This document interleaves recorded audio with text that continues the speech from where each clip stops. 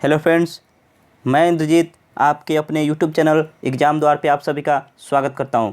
मैं हाजिर हूं इस वक्त एक नए सेशन में और इसमें हम बात करेंगे एनसीईआरटी से रिलेटेड। एनसीईआरटी के जितने भी इतिहास, भूगोल, नागरिक शास्त्र, पॉलिटी, इकोनॉमिक्स, अर्थशास्त्र जो भी है उन सभी को हम करेंगे, वो भी सिर्फ एनसीईआरटी से। आप देख सकते हैं एनसीईआरटी का सार संग्रह है ये, और हम शुरुआत कर रहे हैं क्या चीज़ से? इतिहास से। प्राचीन भारत का इतिहास के जो भी हैं उन सभी टॉपिक को हम देखेंगे। आइए शुरू करते हैं। प्राचीन भारत का इतिहास, वो भी एनसीईआरटी बेस से, और इसका पहला हमारा टॉपिक है क्या? भारत के ऐतिहासिक स्रोत। तो चलिए शुरू करते हैं अपना ये टॉपिक। उससे पहले अगर अभी तक आपने चैनल को सब्सक्राइब नहीं किया है तो चैनल को सब्सक्राइब कर लीजिए। यहाँ आपको सीटेट, स्टेट और टीचिंग एग्जाम से रिलेटेड बहुत ही बेहतरीन तैयारी कराई जाती है। तो चलिए शुरू करते हैं। हम इतिहास शुरू करते हैं। किसी व्यक्ति, समाज अथवा देश से संबंधित महत्वपूर्ण, विशिष्ट व सार्वजनिक क्षेत्र की घटनाओं, तथ्यों आदि का कालानुक्रमिक विवरण इतिहास कहलाता है। क्या कहलाता है? इतिहास कहलाता है। अब ये अक्सर एग्जाम में पूछा जाता है, इतिहास का पिता किसे कहा जाता है? तो ये किसे कहा जाता है इतिहास का पिता? तो ये हेरोडोटस के कहा जाता है इतिहास का पिता। आपको क्वेश्चन पूछ लिया जाएगा, इतिहास का पिता किसे कहा जाता है? 4 ऑप्शन रहेंगे, उसमें एक हेरोडोटस पक्का होगा, वो इसका सही आंसर हो जाएगा, हेरोडोटस। चलिए आगे चलते हैं, अगला प्रश्न देखते हैं। इसी तरह हम इतिहास, पॉलिटी सभी को करेंगे, वो भी एनसीईआरटी से। एनसीईआरटी आप देख सकते हैं ये पूरा सार संग्रह होगा ये सीरीज हमारा, तो काफ़ी शानदार सीरीज होने वाला है। आप चैनल को जरूर सब्सक्राइब कर ले और जुड़े रहें हमारे साथ। चलिए अगला प्रश्न है, प्राचीन भारत के इतिहास से संबंधित प्रथम वास्तविक पुस्तक किसे माना जाता है? तो इसका सही आंसर क्या हो जाएगा? सही आंसर होगा राजतरंगिणी। चलिए अगला देखते हैं, उत्कीर्ण चिन्ह वाले प्राचीनतम सिक्के क्या कहलाते हैं? तो ये सिक्के कहलाते हैं क्या? आहत सिक्के। कौन से चिन्ह वाले? उत्कीर्ण चिन्ह वाले। अगला प्रश्न है, सिक्कों के अध्ययन को क्या कहा जाता है? ये आपसे डायरेक्ट पूछ लिया जाता है एग्जाम में, सिक्के को अध्ययन के क्या कहा जाता है? तो सिक्के के अध्ययन को क्या कहा जाता है? तो ये मुद्रा शास्त्र कहा जाता है, यानी न्यूमिस्मैटिक्स कहा जाता है, मुद्रा शास्त्र। चलिए अगला प्रश्न देखते हैं, भारत में प्रागैतिहासिक खोज प्रारंभ करने का श्रेय किसे दिया जाता है? तो प्रागैतिहासिक खोज करने का श्रेय किसे दिया जाता है? तो ये दिया जाता है डॉक्टर प्राइमरोज को। अगला प्रश्न देखते हैं, अगला प्रश्न है हमारा, भारतीय प्रागैतिहासिक अध्ययन से संबंधित प्री हिस्टोरिक इंडिया किसकी कृति है? तो ये किसके द्वारा लिखा गया है? तो ये है स्टुअर्ट पिगट के द्वारा लिखा गया है। कौन सा पुस्तक है? Pre historic India. चीनी यात्रियों ने अपने यात्रा वृत्तांत में भारत के लिए किस शब्द का प्रयोग किया था? तो ये किया था इंतु का। किसके लिए? भारत के लिए। अगला प्रश्न देखते हैं, अगला है, उत्कीर्ण लेखों के अध्ययन को क्या कहा जाता है? तो ये कहा जाता है अभिलेख शास्त्र कहा जाता है। किसको? उत्कीर्ण लेखों के अध्ययन को अभिलेख शास्त्र। चलिए अगला देखते हैं, लिपियों के विकास के अध्ययन को पूरा लिपि विद्या कहा जाता है। किसके? लिपियों के विकास के अध्ययन को पूरा लिपि विद्या कहा जाता है। अगला देखते हैं, सर्वप्रथम भारतवर्ष नाम का उल्लेख किस अभिलेख से प्राप्त हुआ था? तो ये हुआ था हाथी गुफा अभिलेख से।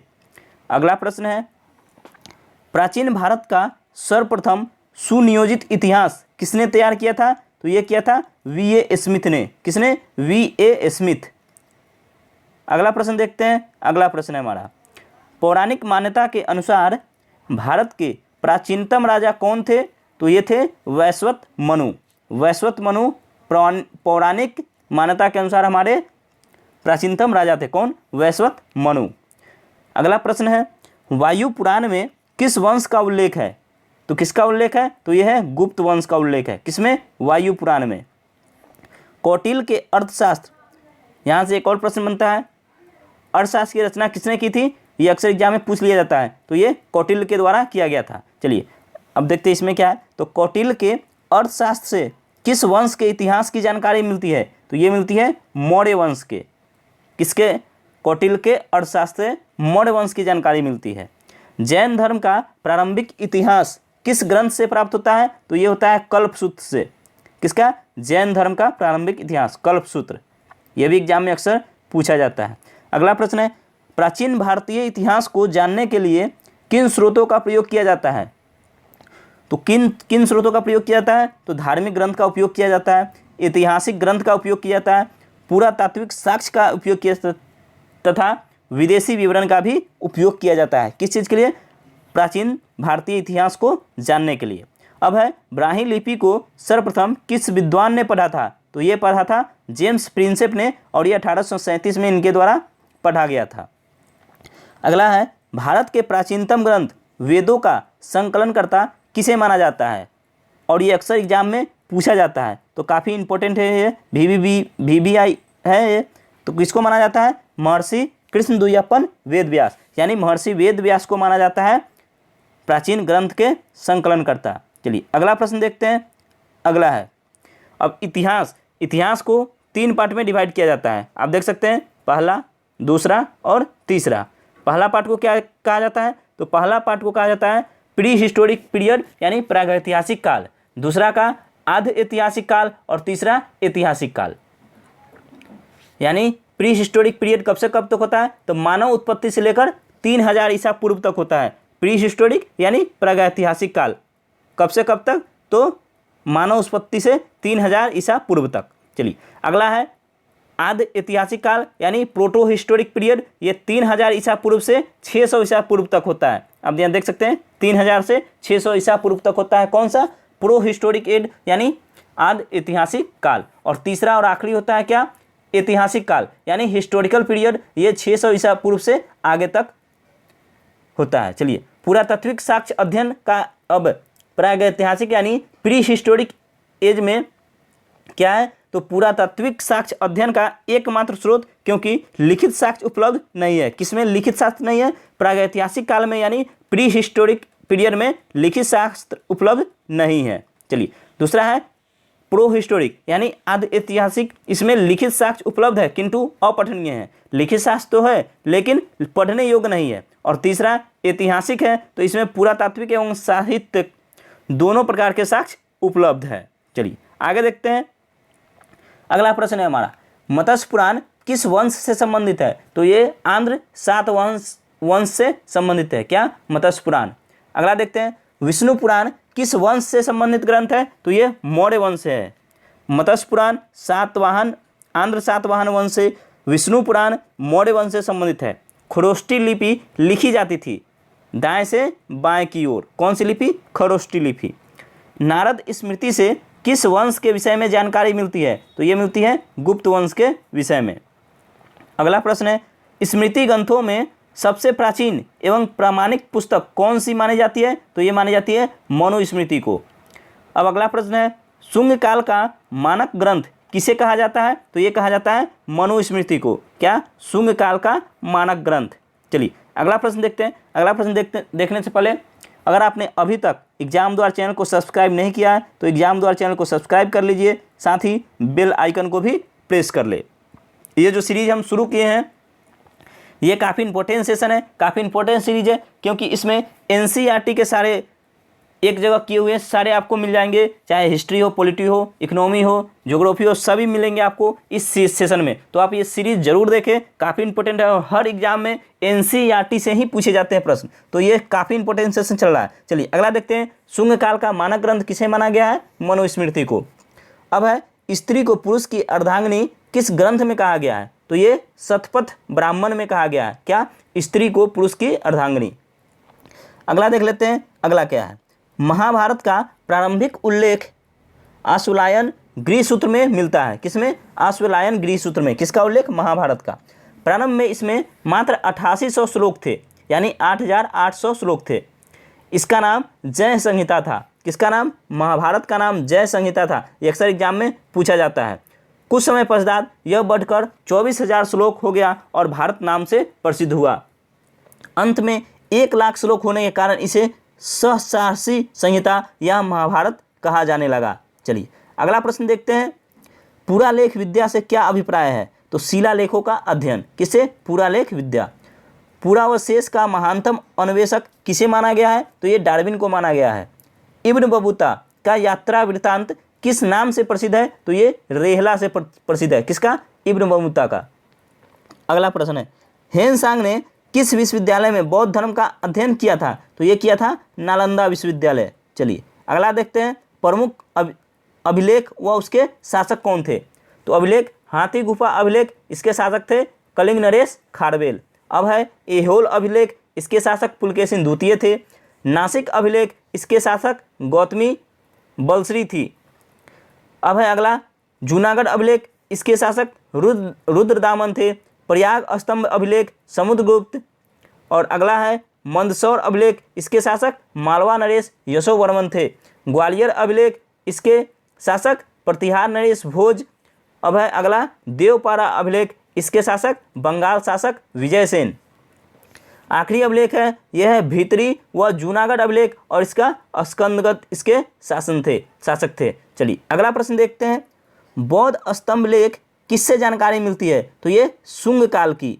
बौद्ध स्तंभ लेख से किसकी जानकारी मिलती है, शुंग काल की। अगला है ह्वेनसांग ने अपनी यात्रा वृत्तांत का वर्णन किस पुस्तक में किया है। तो ये सीयू की एक पुस्तक है, उसमें इन्होंने अपने यात्रा वृत्तांत का वर्णन किया है। किसने, ह्वेनसांग ने। अगला प्रश्न है अरबी भाषा की पुस्तक किताबुल हिंद की रचना किसने की थी। तो ये किसने किया था, अल बरूनी ने किया था। अगला देख लेते हैं पॉइंट क्या है। तो मोरक्को का यात्री इब्न बतूता भारत में मोहम्मद बिन तुगलक के दरबार में आया था तथा तुगलक ने उसे दिल्ली का काजी नियुक्त किया था। किसको, मोहम्मद बिन तुगलक के दरबार में कौन आया था, इब्न बतूता। और कहाँ का था, मोरक्को का था। मार्को पोलो द्वारा किस राज्य की यात्रा का उल्लेख मिलता है। तो ये पांड्य राज्य की यात्रा का उल्लेख मिलता है। किसके द्वारा, मार्को पोलो द्वारा। अगला देखते हैं पतंजलि के महाभाष्य से किस वंश के इतिहास का पता चलता है। तो ये चलता है शुंग वंश का। अब देखते हैं अगला। अब है हमारा पाषाण काल, इसी में भारत के ऐतिहासिक स्रोत हो गया। अब यहाँ से शुरू होता है पाषाण काल का, हम कुछ पॉइंट देखेंगे। चलिए पाषाण काल 3 भागों में बांटा गया। पाषाण काल को भी, यानी स्टोन एज, पाषाण काल को क्या कहा जाता है, स्टोन एज। इसको भी 3 पार्ट में डिवाइड किया गया है, पहला, दूसरा और तीसरा। पहला है पूरा पाषाण काल, दूसरा है मध्य पाषाण काल और तीसरा है नव पाषाण काल। पूरा पाषाण काल 26 लाख से 9000 ईसा पूर्व तक को कहा गया है। क्या, पूरा पाषाण काल। मध्य पाषाण काल 9000 ईसा पूर्व से 4000 ईसा पूर्व तक मध्य पाषाण काल और 4000 ईसा पूर्व से 2500 ईसा पूर्व तक को नव पाषाण काल कहा गया है। चलिए अब पूरा पाषाण काल को भी 3 पार्टों में डिवाइड किया गया है। और क्या है ये, निम्न पूरा पाषाण काल 26 लाख से 50,000 ईसा पूर्व तक। मध्य पूरा पाषाण काल 50,000 ईसा पूर्व से 40,000 ईसा पूर्व तक और उच्च पूरा पाषाण काल 40,000 से 9,000 ईसा पूर्व तक। चलिए ये था पाषाण काल। और पाषाण काल को कितने भागों में बांटा गया है, 3 भागों में बांटा गया है। और ये थे कब से कब तक। अब इसके कुछ प्रश्न देख लेते हैं। पाषाण युगीन अनुसंधान आरंभ करने का श्रेय किसे दिया जाता है। तो ये रॉबर्ट बुशफूड को दिया जाता है। अगला प्रश्न है मानव इतिहास का प्रारंभिक काल क्या कहलाता है। तो मानव इतिहास का जो प्रारंभिक काल होता है उसे कहते हैं पूरा पाषाण काल। और ये कब से कब तक होता है। तो 26 लाख से 9000 ईसा पूर्व तक। 9000 ईसा पूर्व तक ये रहा पूरा पाषाण काल। और 26 लाख से 9000 ईसा पूर्व तक को कहा जाता है क्या, पूरा पाषाण काल। अगला प्रश्न देखते हैं। प्राचीन भारत के औजार और अस्त्र शस्त्र बनाने के लिए निवासी किस पदार्थ का प्रयोग करते थे। तो ये करते थे पत्थर के। चलिए अगला प्रश्न है प्राचीन भारतीय भौगोलिक मान्यता के अनुसार भारतवर्ष किस द्वीप का खंड था। तो ये जम्बू द्वीप का खंड था। क्या, भारतवर्ष। सर्वप्रथम मानव सदृश प्राणी जो होमोसेपियंस से प्रजातीय रूप से भिन्न था उसे सामान्यतः किस रूप में जाना जाता था। तो पिथेकेंथ्रोप्स के रूप में जाना जाता था। किसके, पिथेकेंथ्रोप्स। अगला प्रश्न देखते हैं। भारत में मानव के सर्वप्रथम साक्ष्य कहाँ से प्राप्त होता है। तो ये हथनौरा नर्मदा घाटी से प्राप्त होता है। किसके, मानव के साक्ष्य। पाषाण संस्कृति से लेकर हड़प्पा सभ्यता तक के सांस्कृतिक अवशेष किस पुरा स्थल से प्राप्त हुए हैं। तो ये मेहरगढ़ से हुए हैं। अब है अगला जुते हुए खेत का साक्ष्य किस पुरातात्विक स्थल से प्राप्त हुआ है। तो ये हुआ है कालीबंगा से। अगला प्रश्न है और भी देख लेते हैं। वृहद पाषाण स्मारकों की पहचान किस रूप में की गई है। तो ये मृतकों को दफनाने के स्थान के रूप में की गई है। किसका, वृहद पाषाण स्मारकों की पहचान। प्राचीनतम स्थानीय जीवन के प्रमाण कहाँ से प्राप्त हुए हैं? तो ये हुआ है मेहरगढ़ से। अगला प्रश्न है, मनुष्य ने सर्वप्रथम किस धातु का प्रयोग किया था? तो ये किया था चांदी का। सर्वप्रथम किस धातु का? तो चांदी का। प्रशस्तर युग यानी स्टोन एज के लोगों के पास प्रथम घरेलू पशु कौन सा था? तो ये था कुत्ता। और अक्सर एग्जाम में पूछा जाता है स्टोन एज के लोगों के पास प्रथम घरेलू पशु कौन सा था, और लोग अक्सर और सभी स्टूडेंट अक्सर गाय घोड़ा मार देते हैं। तो इसका सही आंसर क्या हो जाएगा? कुत्ता। और सबसे पहले किस धातु का प्रयोग किया गया था? तो तांबा। ये दोनों काफ़ी इंपॉर्टेंट है और हर बार एग्जाम में पूछा जाता है। चलिए अगला प्रश्न देखते हैं। उत्खनित प्रमाणों के अनुसार पशुपालन का आरंभ किस काल से माना जाता है? तो ये मध्यपाषाण काल से माना जाता है।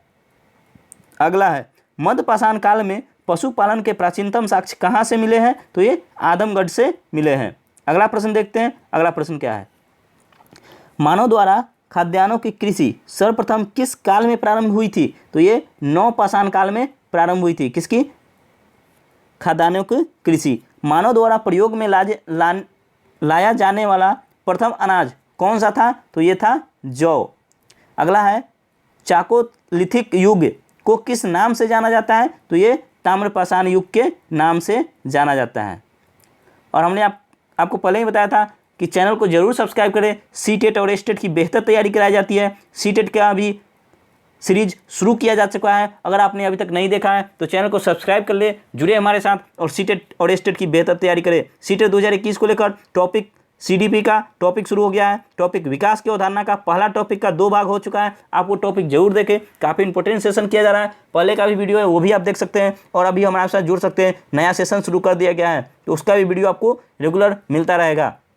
आप चैनल को सब्सक्राइब कर ले, सब्सक्राइब के बगल में बेल आइकन है उसे भी प्रेस कर ले, साथ ही वीडियो को लाइक और शेयर जरूर कर दे। हम आपसे फिर मिलेंगे नेक्स्ट वीडियो में, तब तक के लिए जय हिंद जय भारत।